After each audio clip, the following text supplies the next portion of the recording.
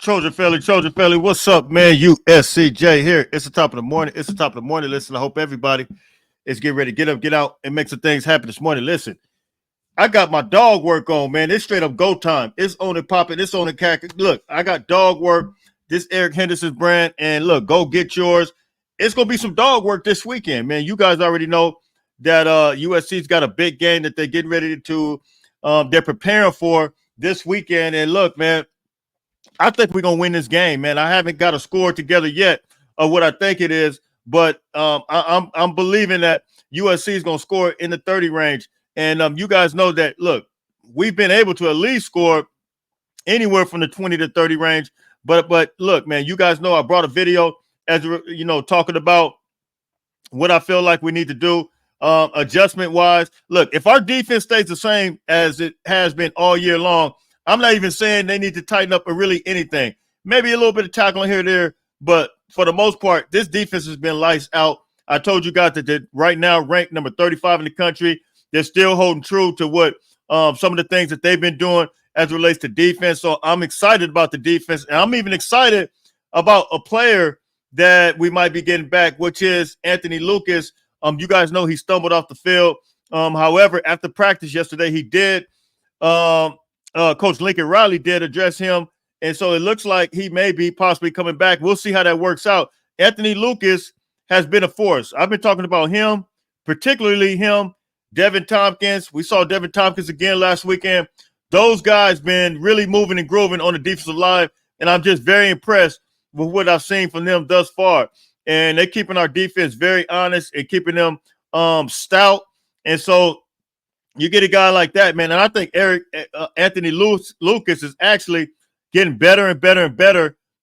Just sharpening his tools, man. It looked like he's really working on his craft, and I love what I see from a guy like Anthony Lucas. However, you guys know that I did bring up on last week. I think it was last Thursday or Friday. You guys know I kind of broke some news. My intel told me, my source told me, and I talked about it, and I said that USC, well, let me back up a little bit. The week before, I talked about, my intel, my source told me that USC has a linebacker, Rajon Davis, that's getting ready to take a red shirt. You guys remember I told you that. Well, had more intel come again and say, USCJ, go ahead and put this information out there because and I didn't mention the name. I didn't want to mention the name, but I said USC has another important player, another linebacker that is getting ready to redshirt. And you guys know it's only one other important player. Everybody knows Eric Gentry, but of course you guys know that's who I was referring to. Everybody knew it. They said it in the chat. But I said that he's getting ready to redshirt.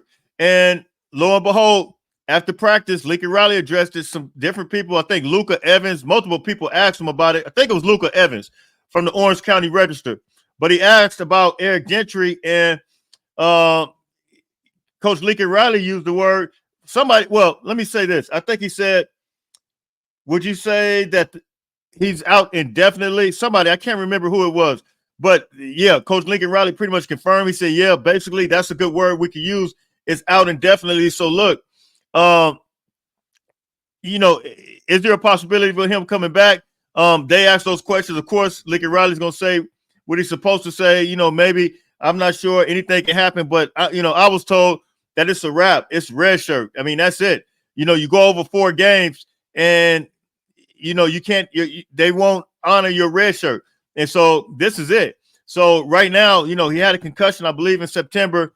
Then he turned right around and had another one, I believe in, that last game where he looked like he hurt his neck, which was Wisconsin game. And so, I was told that, hey, those things are too close. The injury is too close. And look, it's absolutely not even worth, a guy like him, Eric Gentry, you guys see what he did. He's our leading tackler. He's been the machine. He's been the engine that could on this team. And look, you don't want to risk nothing like that, especially with a guy like Eric Gentry. He's probably going to put on a little bit more weight again in the offseason, as he has been continued to do. He's continued to try to improve his health, his body, and his stock has really rose, especially after this year. So you get a guy like him coming back, and I think it's going to be if you know, for Rajon, you know, especially the fact that USC's losing a lot of players. If Anthony Lucas, if he decides to come out, he can come out. So we will be losing him. We know we're losing Mason Cobb. We know we're losing Easton Mascarenas Arnold. We know we're losing Achille Arnold. We know we're losing Jamil Muhammad. But USC has some decent talent as far as on the edge, like a Cam Fountain, of course, Braylon Shelby. We got some other guys, linebackers, Desmond Stevens, Elijah Newby. Of course, we have some other safeties as well. We got Ramsey coming back. But when you look at that linebacker spot, that may be kind of the light spot as well. So you get Eric Gentry, and then you get Rajon Davis back. Wow, I mean, that's really going to be, you know, you're talking about leadership on that line in that linebacker room. Absolutely, that is going to be something that we can absolutely use. So I welcome them back. I welcome those two back with open arms. And for Rajon, you know, he wasn't getting his snaps, and so when you look at Rajon, you got to think like, hey, you know, you don't have another year back. He tried to get another year back, but he doesn't have another year back. And so what would you do if you're Rajon? I would do the same thing. I mean, because now he could get himself, improve his body, improve his work this year and try to come back next year.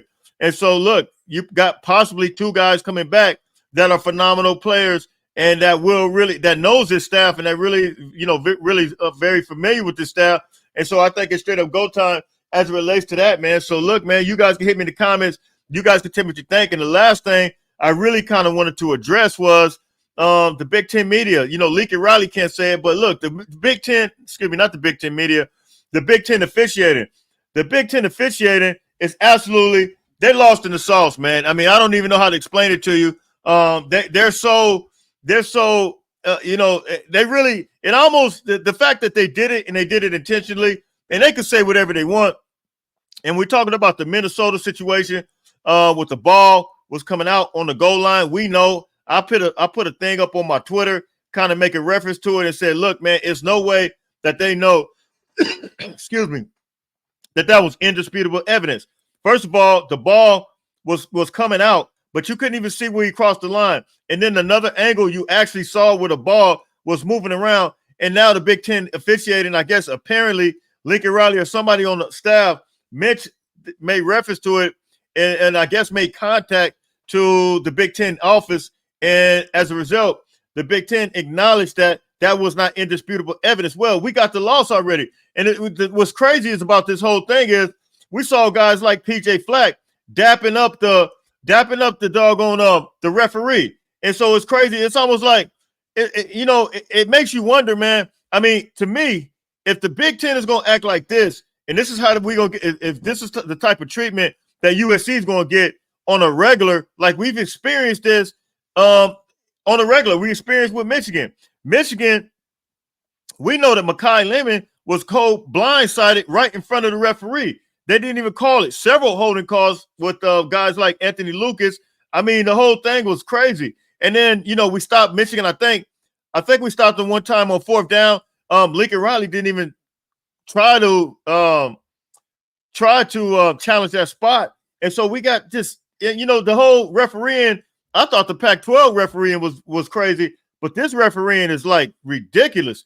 And so, look, man, that's the situation we're dealing with. The Big Ten now wants to acknowledge it. But look, what are we going to face this week? It's like every week is something. I don't know if it's that, USC's coming in here. Washington, you see they beat Michigan. Oregon, who knows? Oregon looks like, I think I saw Josh Pate, looks like he's favoring Ohio State. I think he's favoring Oregon. I think Ohio State is going to win it. But just say Oregon beats them. You see what Michigan did to what Washington did to Michigan. You see what we were doing to Michigan, and we could have won that game. How ironic would it be if the teams in the Pac-12 would come over here and just pretty much run the conference? But the way it looks with the officiating, it looks like they're trying to prevent that. You know what I mean? And that's just the way. I mean, I don't know how else do you look at that? How else do you view that? You know what I mean? So look, man, hit me in the comments. You guys tell me what you think. You guys already know where you can find me. Look, man, everybody that comes on, make sure you hit that like button. Make sure you hit that share button. Make sure you hit that subscribe button. Look, you guys know I break news. I give you inside information here.